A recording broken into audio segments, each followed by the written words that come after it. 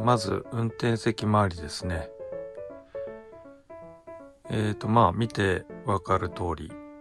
色をですね、茶色に統一してあります。この天井、ルーフなんですけど、これはもともとグレーだったんですけど、バイザーだったり、ルームランプのカバー、あとルーフ、あとこういった後ろのエアコンのカバー類、こういったものはすべて染め機を使ってキャメルブラウンだったかな、すべて塗りました。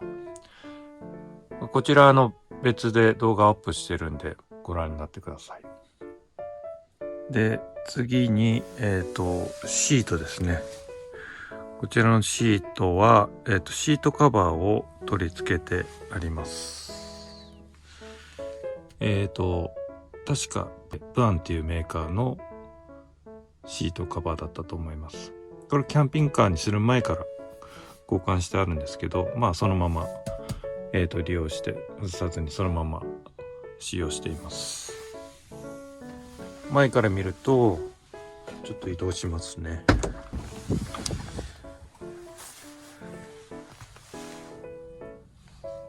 こういった感じの色味のちょっとステッチの入ったシートカバーになってます。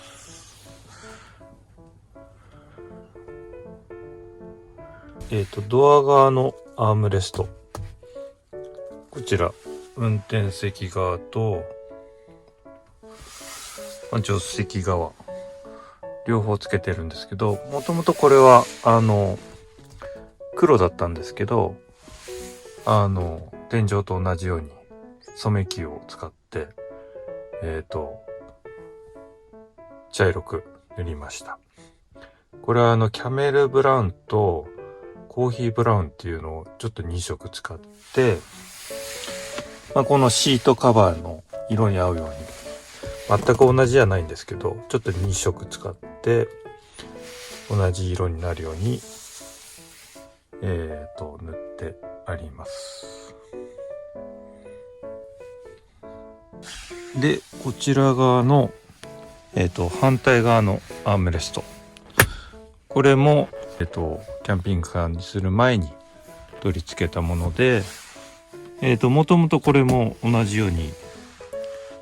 黒だったんですけど、これはメーカーがレガンス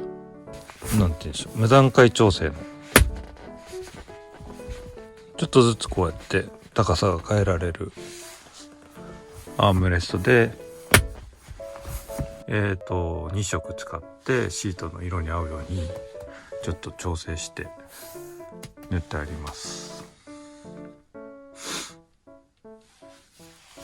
で、次にここのセンターコンソールなんですけど、まずこのカバーはシート生地だけを使って塗ったものです。もともとここにはセンタードリンクホルダーとかセンターコンソールと言われるものが、皆さんご存知の通りついてたんですけど、それを取り外してフラットな状態にしました。これもアームレストとか、先ほどの天井とか、こちらもフラット化も別で動画を上げていますので、よろしければご覧ください。これマジックテープでくっついていまして、こんな感じで外すと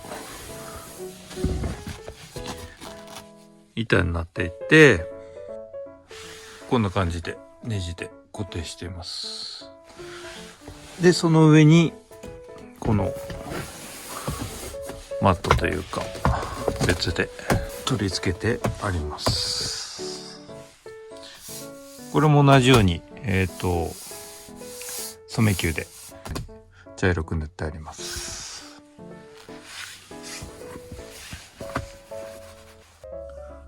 あと純正と違うところはこういったガーニッシュピラーですね。こういうピラーだったり、このアシストグリップなんですけど、こっちも同じようにアシストグリップ、助手席側もあるんですけど、これはもともとグレーなんですけど、これはここの部分は黒く塗って、アシストグリップは現行のダークプライムの黒のアシストグリップに交換してあります。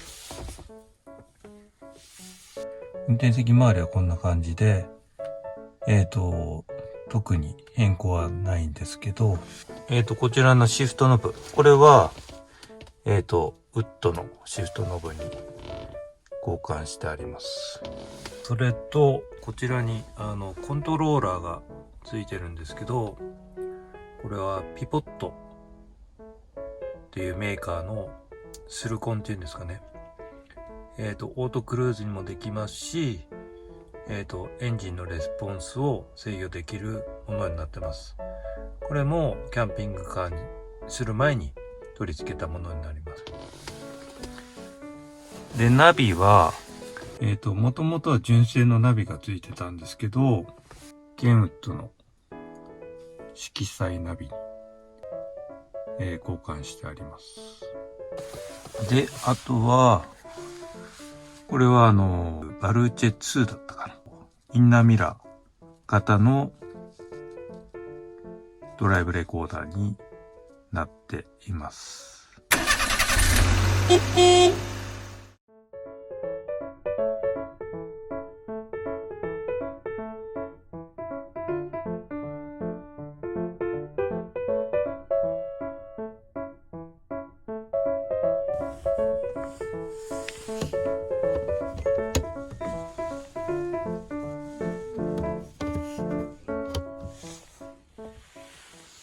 まず入ってすぐの左手のところに下駄箱が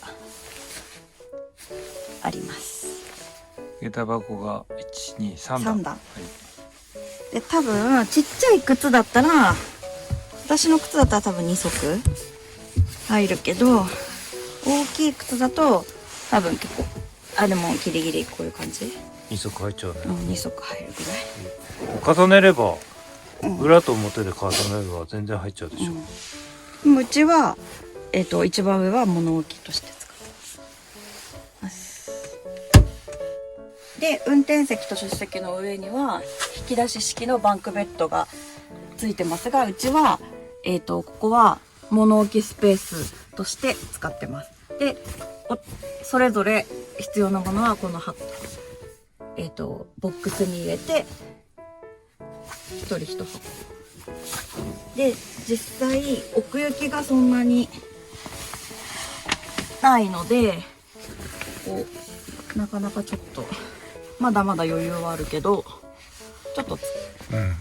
荷物が背の高いものはちょっと乗せにくい。よいしょ、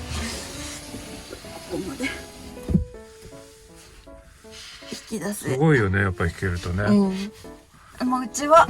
バンクベッドは使わないので、収納スペースとして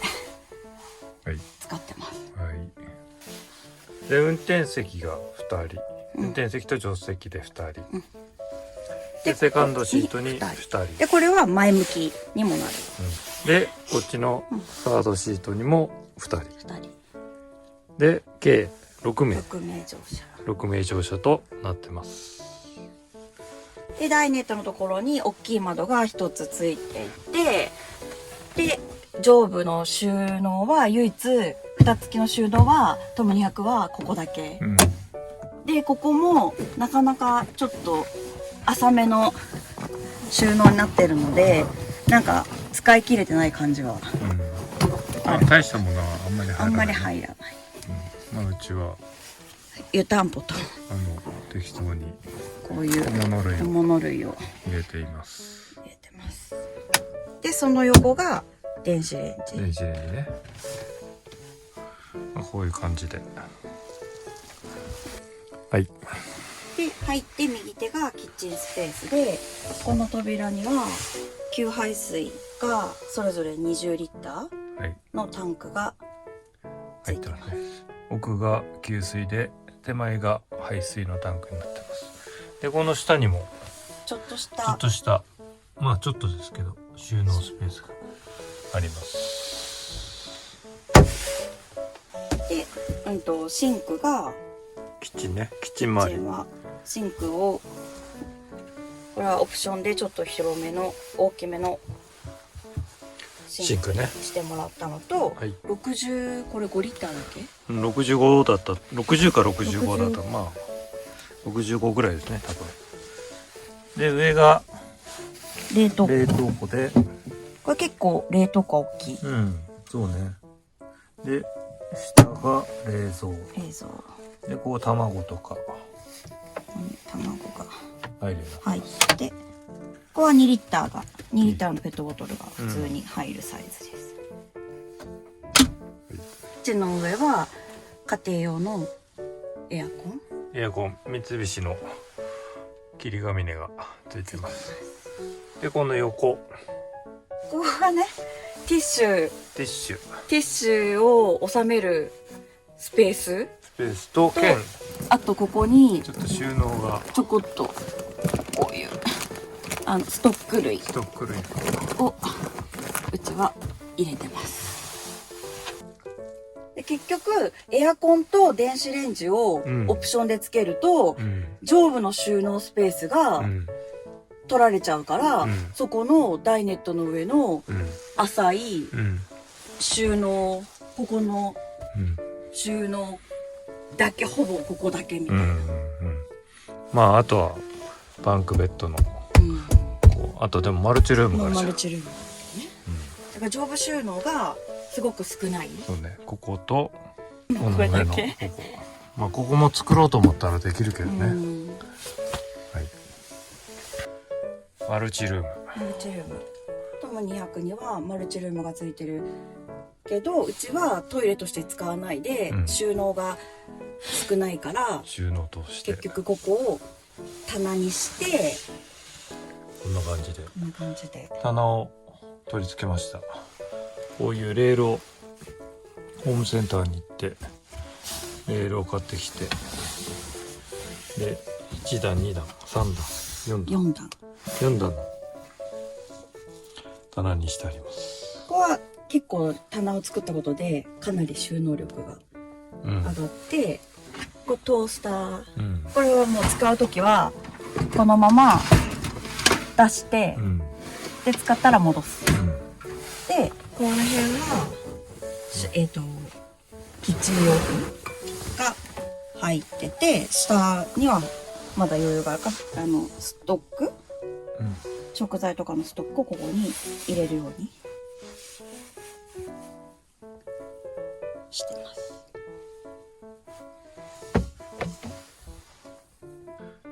ベッドで一番後ろが常設ベッドの2段ベッドね。で下段はこんな感じで空いてるんで、いろいろとゴミ箱を置いたりとか、ゴミ箱とか、まあこれ広いよね。コンテナの中にキャンプ用品とかそういったものを入れています。でその上が1段目のベッドで2段目のベッドになって